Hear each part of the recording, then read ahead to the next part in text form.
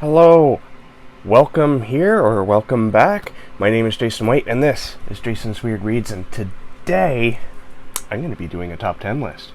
And what top 10 list, may you ask if you didn't read the title? I am doing my revised top 10 horror books.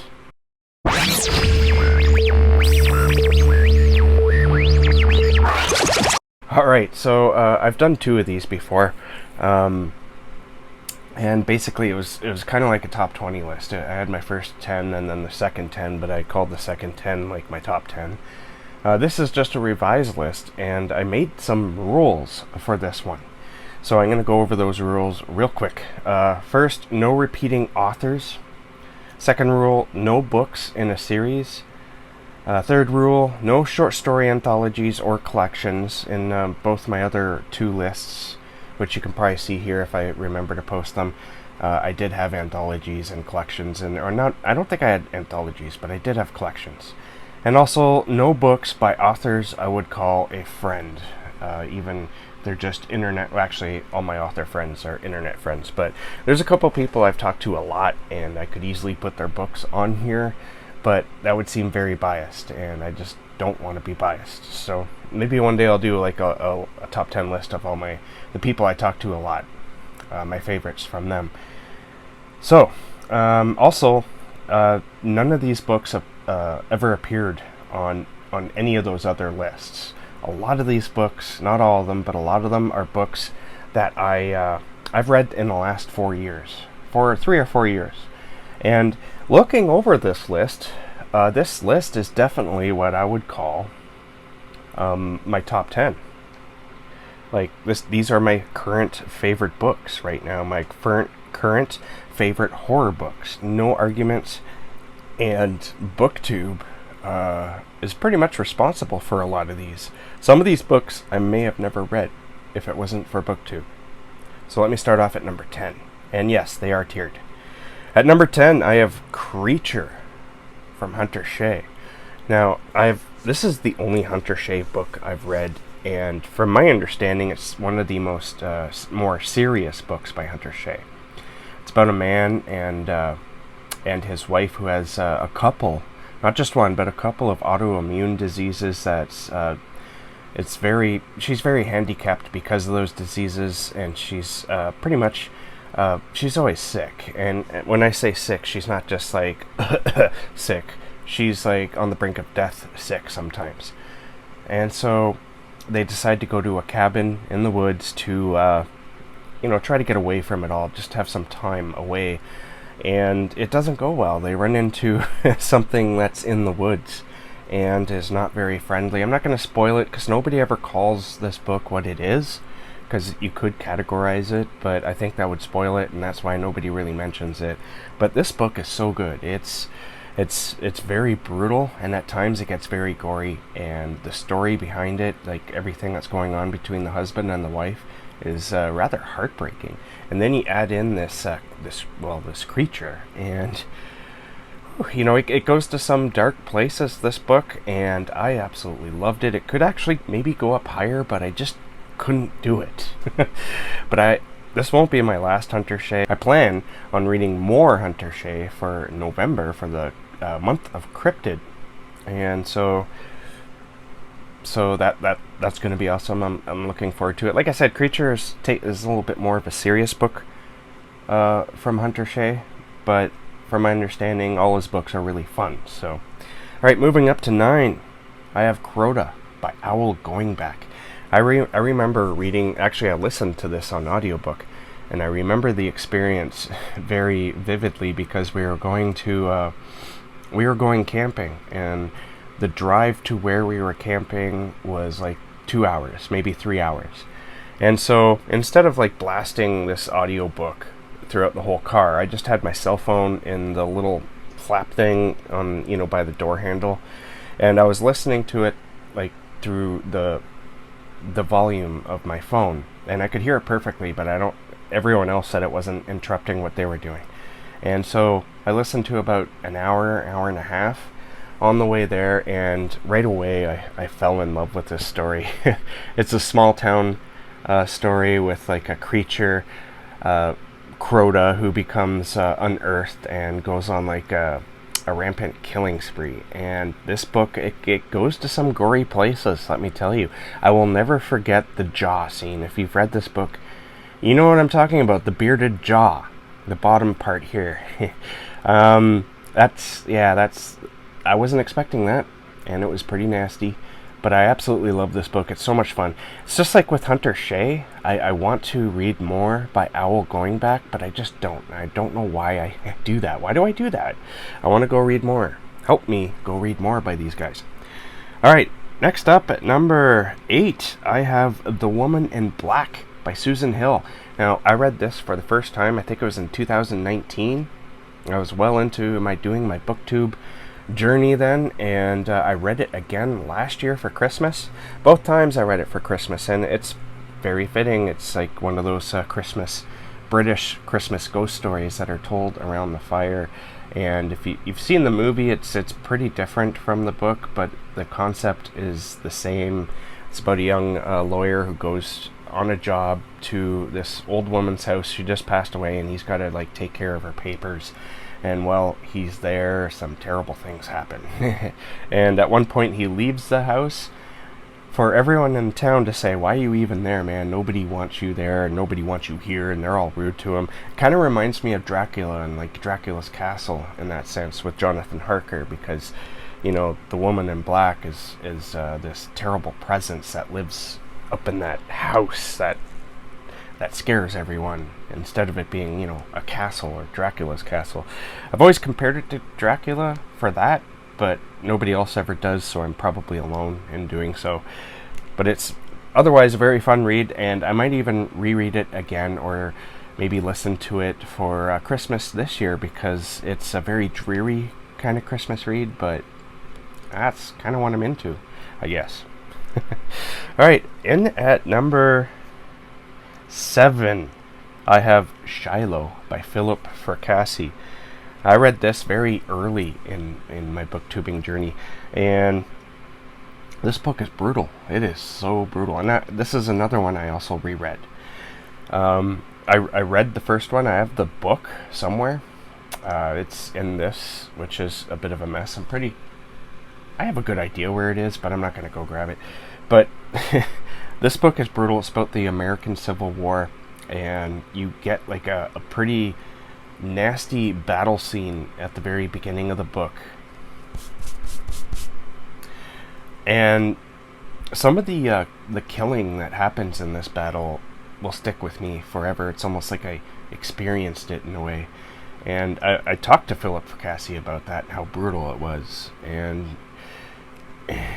you know, I just don't know how he was able, like, it's disturbing.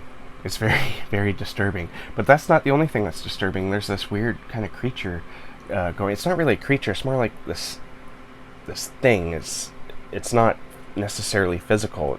It manifests in a green light, and then you can see it. Sometimes certain soldiers see it, and of course you find out what it is at the end, and it's very strange. It's cosmic horror, and I love it.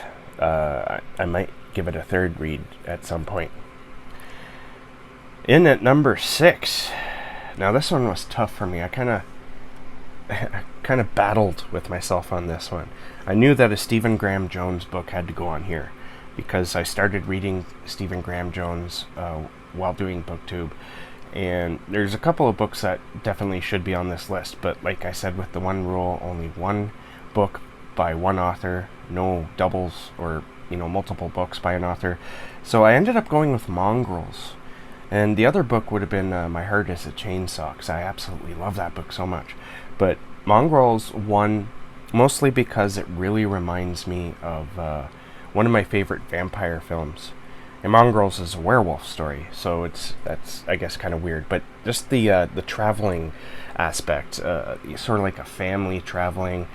You got the traveling werewolves in Mongrels, but of course in Near Dark it's traveling vampires, and they're not a family, but they act like a family. They even have like a little child vampire in that movie that's like the whole vampire clan's kid.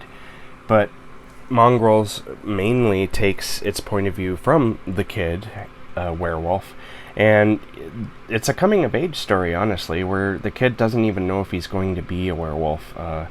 Everyone's expecting him to change, and he can't change, even though he's tried, and he wants to be a werewolf because he wants to be like his family. And so, like I said, they travel from town to town, and it just has that near dark vibe, in my opinion. If I read it again, I might not think so again, but man, I love this book. And maybe it's just the traveling aspect I like, because I kind of like books that do that. I don't know. Alright, in at number 5, I read this one last year, and I absolutely loved it, and it's Below by Laurel Hightower. This was my second Laurel Hightower, and this book is so much fun, and that's why it made this list. It's sort of like a Mothman. If you're going to be participating at all in the month of Cryptid during November, this would be a good one to read if you want to read a Mothman type story. And that's one reason why I loved it, because the Mothman Prophecies, the movie, and I also read the book. I found the movie was better than the book, but the movie has some really spooky scenes in it. At least I found it to be very spooky, and I love it. But Below is a completely different story. It's about a woman. I've talked about this book a lot, so I'm going to try to keep it short so I don't bore anyone by talking about Below all the time. Below is about a young to middle-aged woman. I forget her age. She's like traveling to a different town, and she's going to be staying at a hotel or a motel, I forget which, with her friends. And their plan is to drink all weekend and watch horror movies, because that's what they do. They get together and this is how they kind of party. And that sounds like a blast to me, if you want my opinion. So anyway, she's along the way, there's like reports of this sudden winter storm that's going to hit. So she stops off at this truck stop, and there's this trucker there who's like, there's a storm coming, and she's like, I know. And she's very timid about driving. She doesn't like driving, especially in winter when there's like a storm, and I can understand that. I hate winter driving. Anyways, so he offers her a very, like, I'm not going to intrude on you. I don't want to hurt you, or even, I just want to help. And so he gives her like this little CB radio that he has, so that he can drive in his truck and she can follow him, and they can keep in contact to make sure that she's safe. And he's going to drive her to the town she's going to, which is a very nice thing to do. But along the way, his truck jackknifes on a bridge, and he goes over. He goes over the bridge. Kaboom! Well, it doesn't blow up, but it does go down. And he's down there, and the bridge is there because there's like a cliff down to like a ravine. And it's no easy task getting down there. So the main character has this dilemma. Does she go down after him and see if he's all right? Because there's nobody on the road because of the storm. Or does she sit up in her car and wait? Does she drive away, try to get somebody to... So I'm going to leave it at that. There is a Mothman creature in this story, and let me tell you, this book goes into some dark, weird, and scary, very scary places. This is definitely belongs on this list. I absolutely love this book. I want to read it again. Alright, we are now in the top 4. In at number 4, I read this one last year, and I as well, and I believe it made number 1 in my top 10 of the end of the year, and that is The Southern Book Club's Guide to Slaying Vampires by Grady Hendrix. One reason why this made it so high is because it too, just like Mongrels, reminded me of a movie, Fright Night, from the 1980s. I don't remember exactly the year, but that's one of my favorite vampire movies, part 1 and part 2. I love that. And the Southern Book Club Guide, it is completely different, but it has a similar idea. Like, you don't have a bunch of teenagers, or maybe not a bunch, but a couple of teenagers going after the vampire who just moved in next door.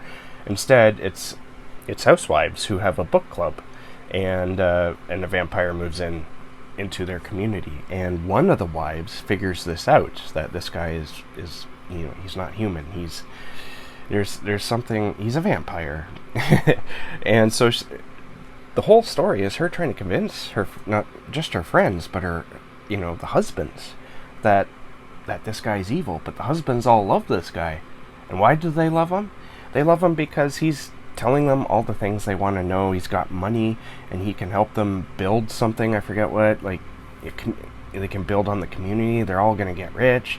And so she's foobarred, honestly. It's a really interesting book. I loved it. I loved the take on sexism, because this book shows sexism very, bare bones, and it's something to think about. The whole book is just fascinating in itself. All right, in the number 3, I have Queen of Teeth by Haley Piper. This book, I've talked about this book a lot too, and I keep calling it bonkers because I feel it's very bonkers. And it's in such a dystopian type world. I struggle. This is like a science fiction horror, honestly, because there's because of the dystopian feel. There's that science fiction element to the story. It's like takes place in the future. I can't remember if it tells the year, but it has that aspect to it, but it also has like Big Pharma is in control of everything. They want, especially women's reproductive parts, and sometimes the medicine that they give them, I think it's for birth control. There's like a secret project that went on, and one of the side effects was like, you get the teeth down there, and the dental, I can't remember the name of it. It's an actual thing that can happen, but this, of course, goes to some extremes. There's like tentacles and everything. And so because this is happening, she's changing. The main character is changing into something else, and the Big Pharma company doesn't want this, and so they go after her. So there you go. It's crazy. It's violence. There's like this tank that goes through the town when they're hunting for her, and it's just like shooting at everything. It's awesome. This book is just incredible.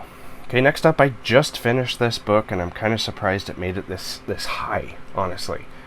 But I had to add it because of my own experiences working in a factory. Not just the factory I just left, but I've worked in factories before, and it's the same thing no matter where you go. And so, of course, I'm talking about Dead End by Robbie Dorman. This is about Joe. He has to go and work for... he doesn't have to, but he feels he has to go work for Amazon. Well, it's not Amazon. The company is actually called Tile, but, it's basically Amazon. And he doesn't like working for these companies because he feels, and rightly so, that they're evil empires and they do terrible things to their employees. But he has bills, and he doesn't just have bills. He's basically homeless. He's living at his ex-girlfriend's couch, and she's pretty good about that, except for that he keeps quitting his jobs, and so she's really on his case about that. She's like, you have to get a job. I'm willing to keep you here until you can take care of yourself, but I don't want to be doing this forever. And so, like, I'm not joking when she says she's on his case. She's really on his case. So this is the job he wants to keep, not because he likes it. In fact, he hates it. But it's not just his ex-girlfriend he's worried about. It's his mother. She's sick, and she's pretty much at the end of her life. Quite possibly, she needs care, and right now she's in an old age home. But he wants to be able to live in a place where he can have her live with him, and he can take care of her until she does pass on. But he can't. He's nowhere near being able to afford that. But working at this place, there's this job opportunity within the Nile system where he can apply to, and he can get double the wages. So he's making, just say, $20 an hour where he's at now, filling up little buckets of orders and then moving them along. And he can make $20 an hour doing that, or he can make $40 an hour doing this special thing. And we learn what this special thing is later on in the book when some of his new friends go missing. And let me tell you, this book is a ride. I described it when I was talking to Robbie Dorman as like a heavy metal song. Not just a heavy metal song, it's like a progressive heavy metal song. It starts off a little bit slow, but not boring, just a little bit slow, and it quickly and gradually starts picking up pace until it reaches that climatic, explosive end, and it's like bang, bang, bang, bang. It's like, when you're done reading this book, you're just like, wow, that was incredible. At least that was what I thought. Now, this one is in huge contention for my top 10 of at the end of the year, because this book blew me away, and there's others that really blew me away too. So I don't know, man, that's gonna be tough. All right, in at number 1. Now, the first top 10 list of horror books I did, the number 1 spot went to Salem's Lot by Stephen King. And I still love that book. I love just the old, creepy, dirty vampires. And the one thing I didn't like about that book, though, is how easily vampirism spreads. It's a little bit unbelievable. If that was the case, then we'd all be vampires by now. So I didn't want to put it on this list again because I didn't really want to have repeats. And also I didn't want repeat authors. But right now, with my book club, I am rereading Pet Sematary. It's our first book, and I thought it would be a great book to choose for the autumn season. And am I ever loving this book? My God, I read it 15, 20 years ago for the first and only time. So this is a reread for me. And it is blowing me away, from the characters to the writing itself. It's almost like Stephen King had a seriously clear head while he was writing this book. Because the writing isn't too pretentious, which I hate to say it, but sometimes Stephen King can be a little pretentious with his writing. Sometimes his books can be a little bit on the sexist side. It's not that he's sexist, I don't think. It's just he comes from a different time. He's trying not to be, especially if you've ever followed him on Twitter. You know that he's got a progressive sort of mindset, but times change, and he's changed with them. And so books like Salem's Lot often get attacked a little bit for the lack of women, and the lack of the overabundance of women who need to be saved, that type of thing. But Pet Sematary, in many other ways, is better than Salem's Lot. So this is now my favorite Stephen King book of all time. So that's it. That's my revised top 10 horror books. And like I said, they're all from booktube. Except for Pet Sematary. And actually, Dead End by Robbie Dorman.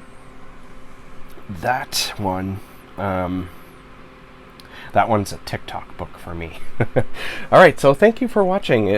Let me know what is your top 10 books deep down there in the darkness, or at least just your favorite horror book of all time, or maybe 3, 5, 10, I don't care.